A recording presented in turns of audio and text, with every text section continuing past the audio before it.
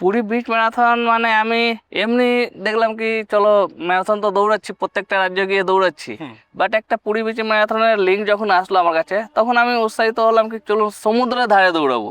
আর আমি national flag নিয়ে দৌড়াই, তো ওই সমুদ্রের ধারে হাওয়ার প্রেসার, ওই আমাদের জাতীয় পতাকাটা মানে হাওয়ায় মানে উড়বে, তো ওইটা কল্পনা নিয়ে আমি রেজিস্ট্রেশন তো করে দিলাম। বাট যখনই এখানে গেলাম, যখন রাস্তা থেকে নামছি স্টার্টিং পয়েন্টে যাওয়ার সময়, তখনই আমি বুঝে গেলাম কি এটা মানে আমার দ্বারা সম্ভব না, আরো টাফ, কারণ হ্যাঁ এগুলো ঢুকে যাওয়ার স্টিক এতটা ঢুকে যায়, তার মধ্যে পা রাখছি এইখানে, পা যাচ্ছে এইখানে, ঠিক ঠিক ঠিক ঠিক। তারপরে নিজেকে বডি ব্যালেন্স করা, তারপরে এইভাবে স্টিককে ধরে এইভাবে মানে আবার ব্যালেন্স করে আবার পাকে এইভাবে ঝেড়ে তারপরে তুলে ধরা, ঠিক আছে খুবই ডিফিকাল্ট। বাট যখন যতটা এগিয়ে যাচ্ছি ততটা চ্যালেঞ্জিং বাড়তে যাচ্ছে। ওই পুরীর বিচের ঢেউ আসছে, আমাকে ধাক্কা দিয়ে ফেলে দেবে এরকম, মানে আমাকে এগোতে দিবে না, আমিও জেদে আছি কি আমি এগিয়েই যাব।